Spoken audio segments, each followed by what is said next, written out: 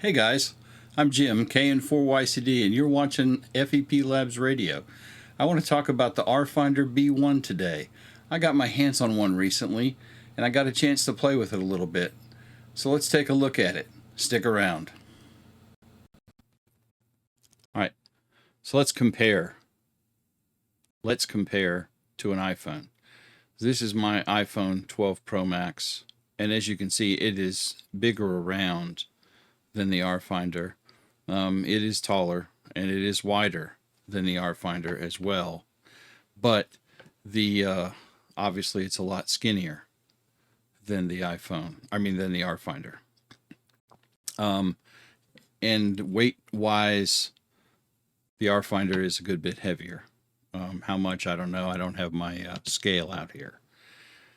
All right, so, and of course also the iPhone does have a bigger screen, and this is not an iPhone versus Rfinder. This is just for comparison scale purposes. I'm an iPhone guy. If you have an Android, it would, I would compare with that. The device has two PTTs, a red one and a green one. The red one is the radio PTT. The green one is for other things. So if you are a user of Zello, for example, or some other applications, this can be tied to that application. So it's a soft PTT. So you could use this for your transmit button in Zello, for example.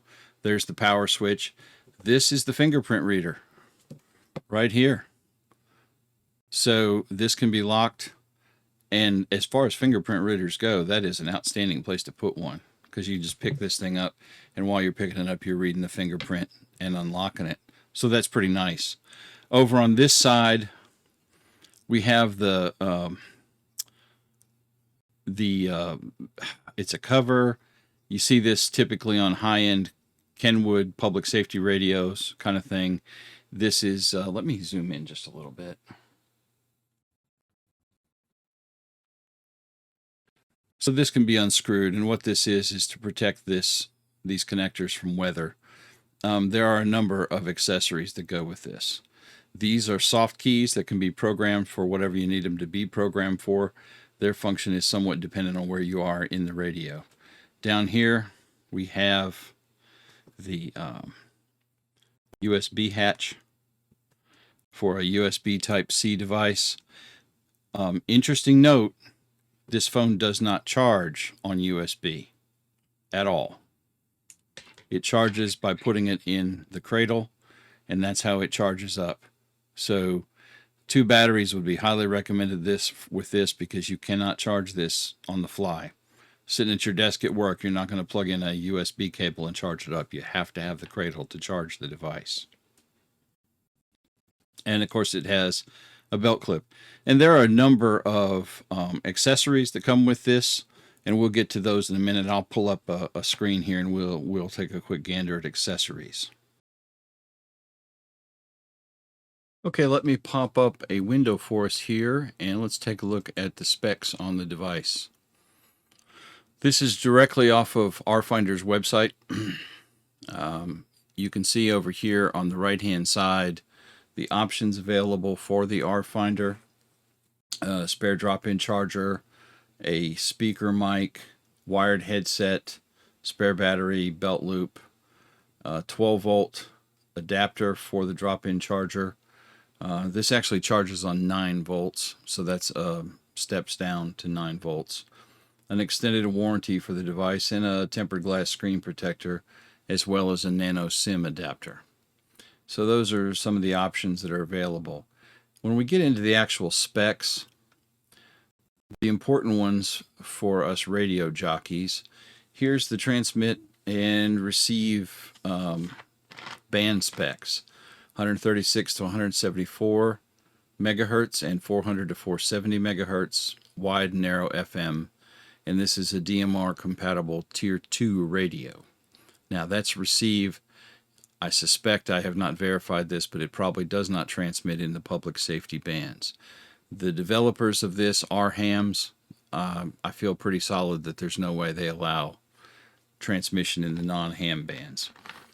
Being this is a DMR radio, though, and being that DMR is big in public safety and commercial applications. I feel that it's probably a software option that's available at purchase time as to what bands the radio has available to it.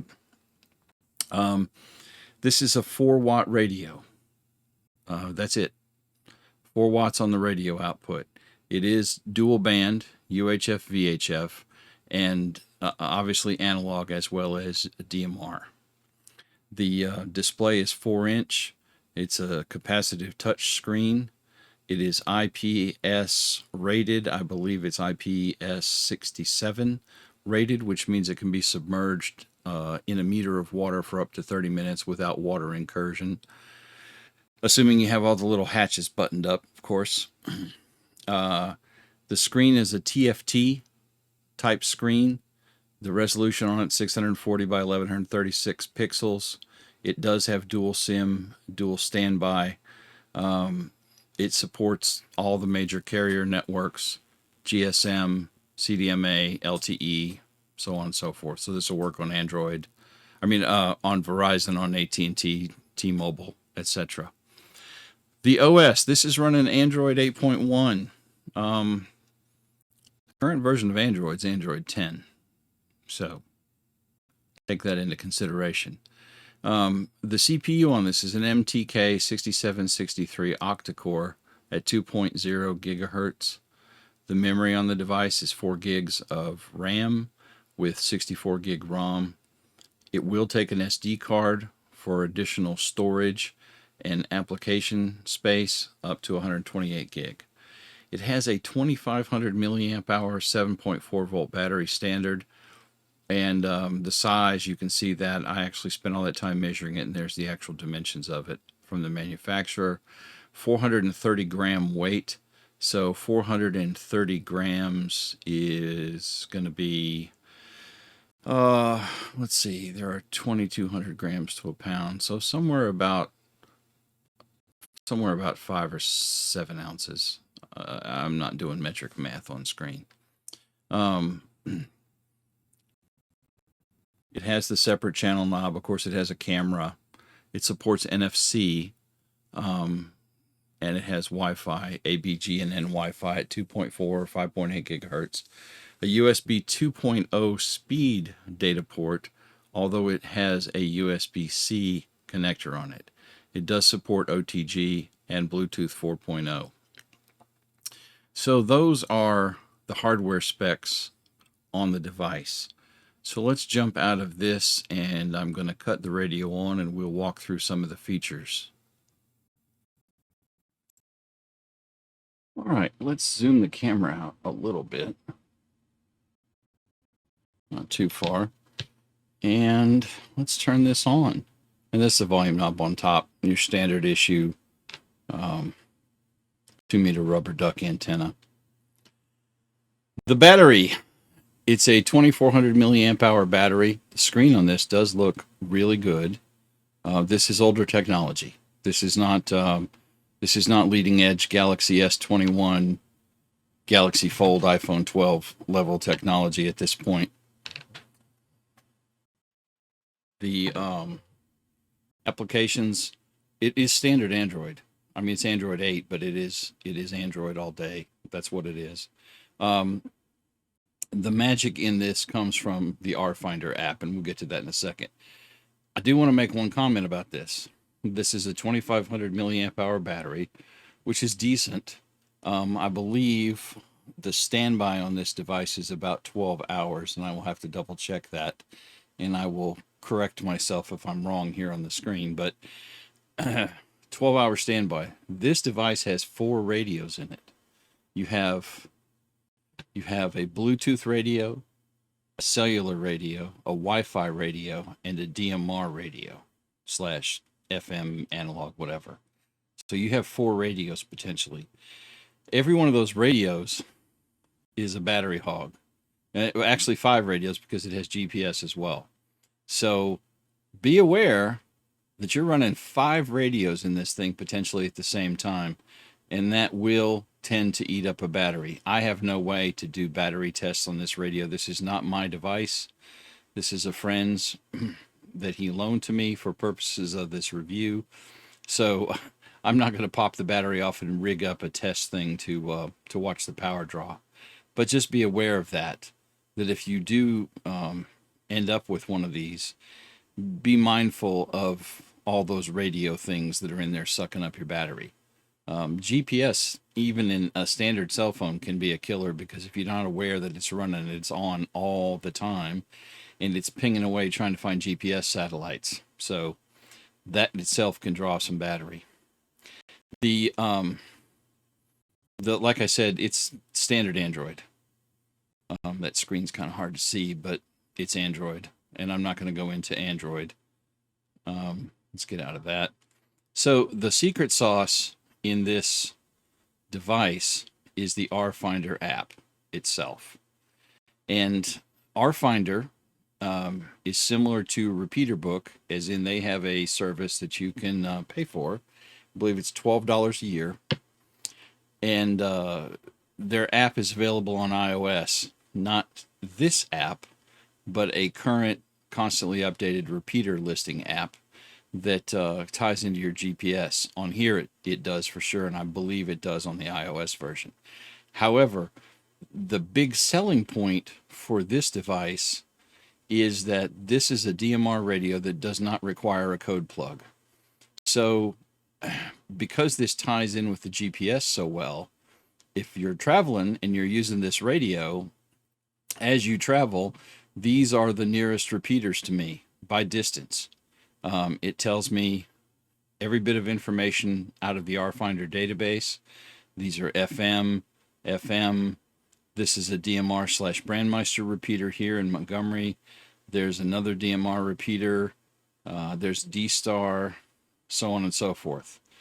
There's the Weather Channel. So if you want to change channels to something, you just press the button and you tell it to send to the radio. You can also update the settings on it. If you find a repeater that has incorrect information, you can tell them to update the info and they will update their database. You can request a delete if it's a repeater that's gone. There's a map of coverage of the repeaters. I don't have Google Earth installed, so that's not going to work. And we can go ahead and we can tell it to send this to the radio. So I'm going to tell it send to. It's now turning on the radio because I did not have the radio on earlier.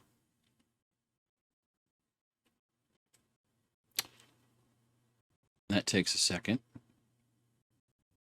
Now the radio's on. And it's giving me the information about 8:45 p.m. Central Daylight Time.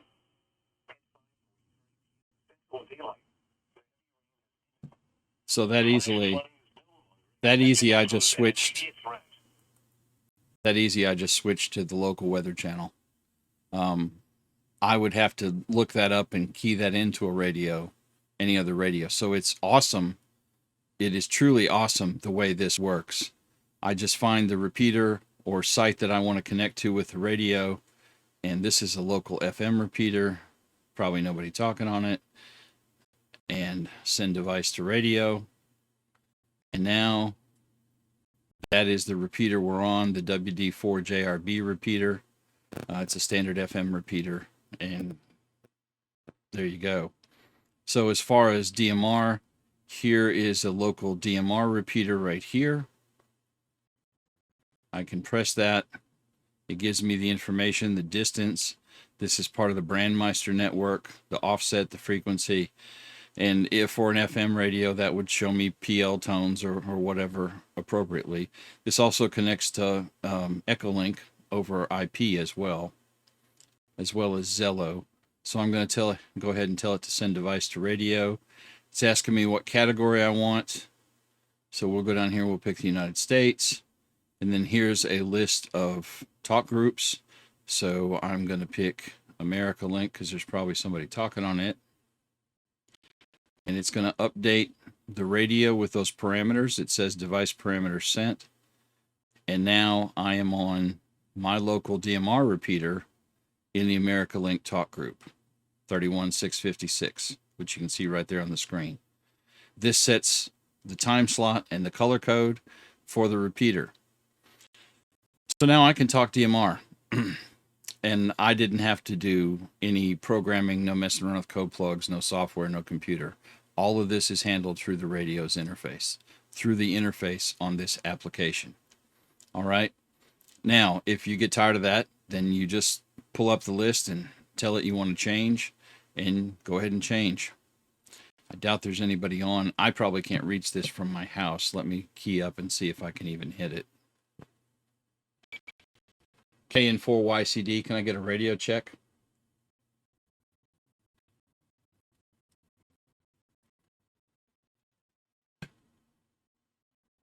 Yeah, I don't think it hit the repeater. We'll leave it on for a minute while I talk about it. So that is awesome. It has a different map option. This is location based. This is showing where I am and where all the repeaters are in the database. And I'm trying to get this so you guys can see this on the screen. Let me zoom back down. The glare is pretty terrible. There we go. So there's all the local repeaters, and I can touch one of them and it'll tell me the repeater's name and so on and so forth, the information about that repeater. So that's pretty slick. There's a lot of different options you have on this that you can use. The Android radio option lets us manually set things, so I can set up hotspots, so on and so forth, through the menu system.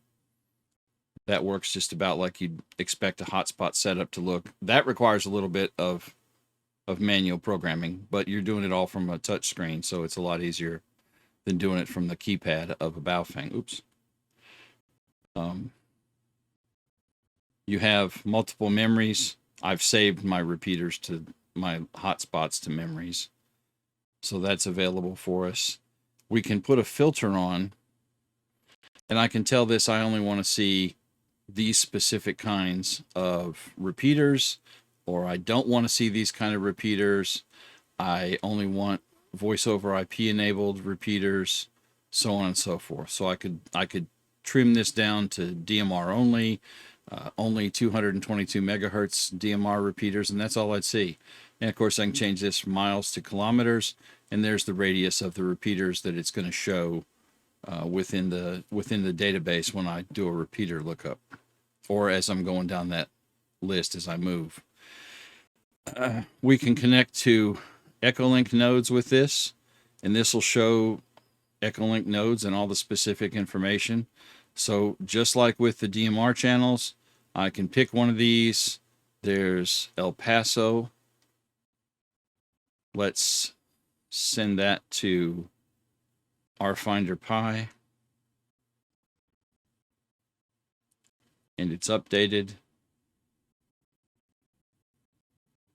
I don't hear anybody talking on that either. Yeah. Okay. Obviously, you can do call sign lookups. Social settings gives us information. This is where I'm going to set APRS data.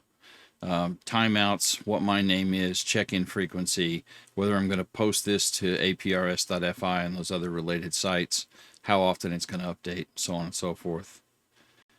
Location override. So what I did with this, and I'm going to put my big fat thumb over this so you can't see it.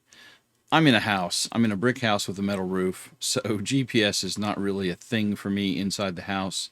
So I hard set this, and you can hard set this with a zip code. You can put your address in here.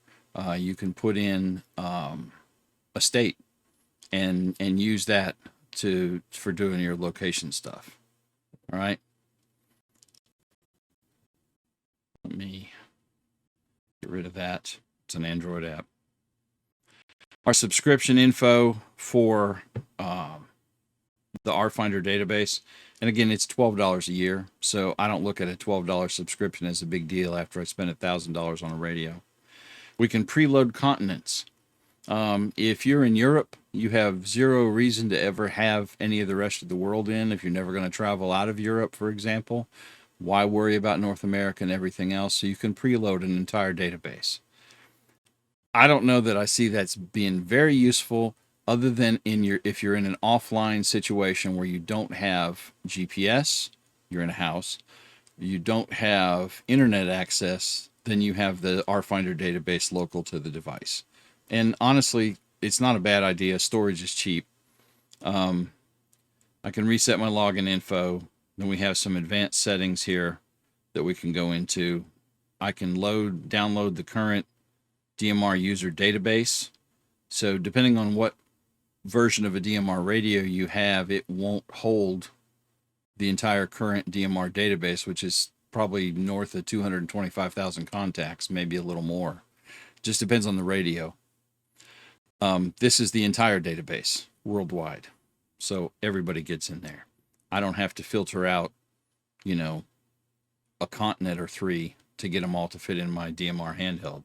This loads the entire thing, which is nice.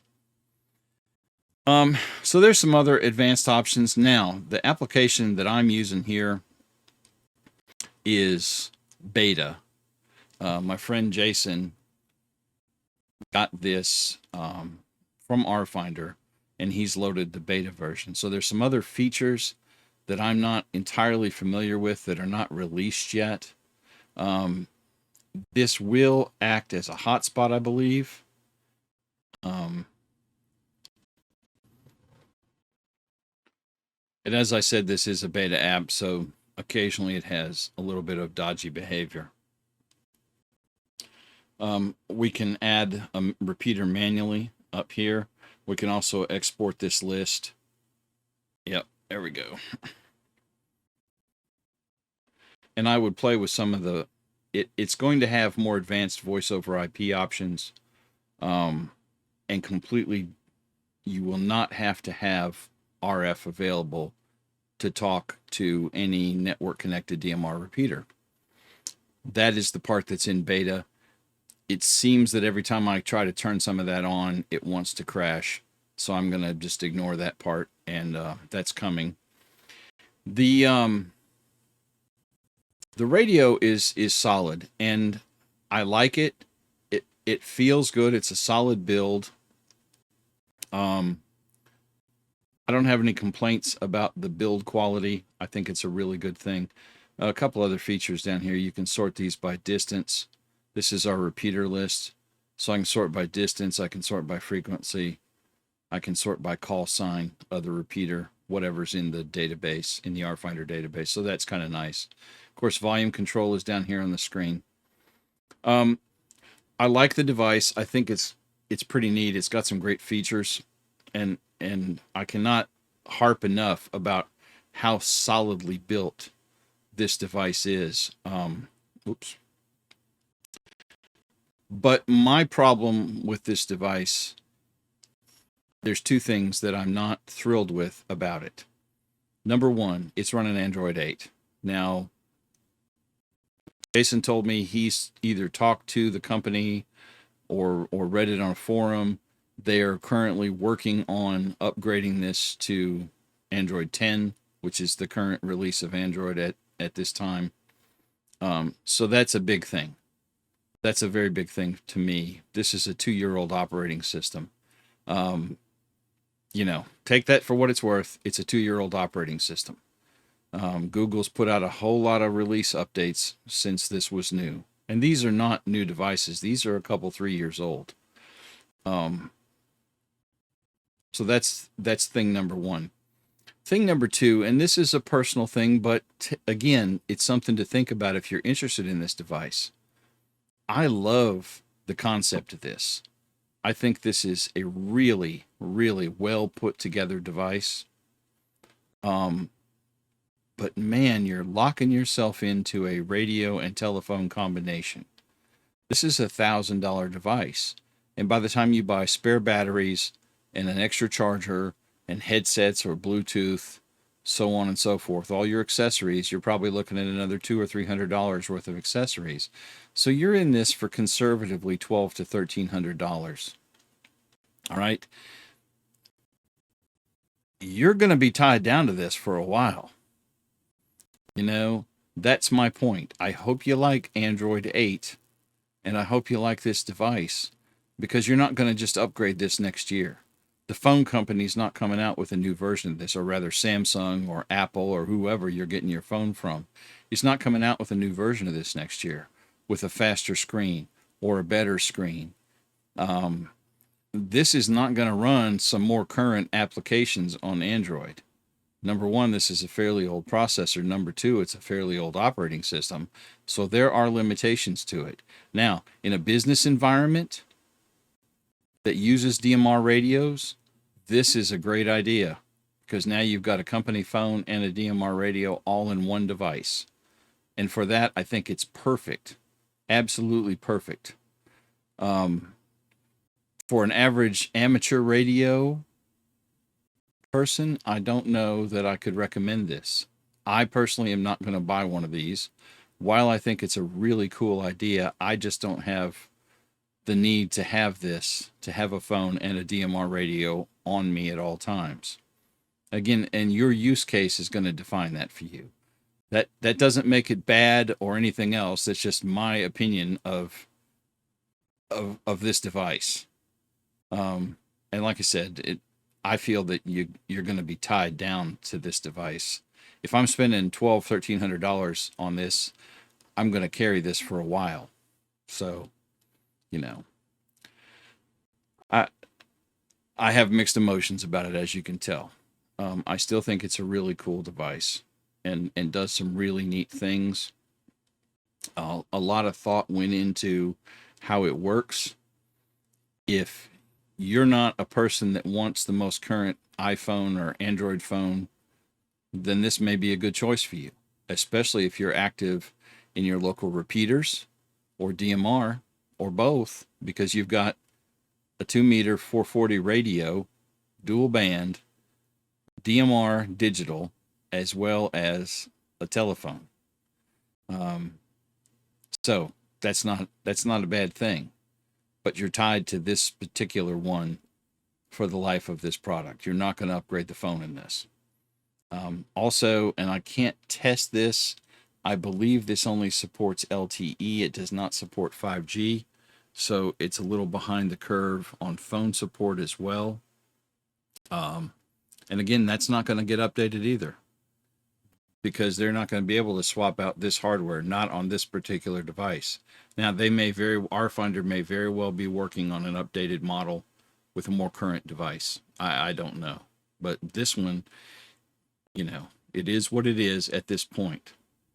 So, in any case, that's what I've got. I hope this didn't go on too long. This is the Rfinder B1, a combination multi-band, dual-band radio. Does DMR as well as an Android cell phone, with some pretty nice features. Very well thought out. So guys, let me know what you think in the comments below. Please give me a like, a thumbs up on this. Subscribe if you haven't subscribed already. Subscriptions are free and they make you feel happy. And make sure you ring the bell so you'll be notified whenever I post any other videos. Thanks a lot, fellas. 73.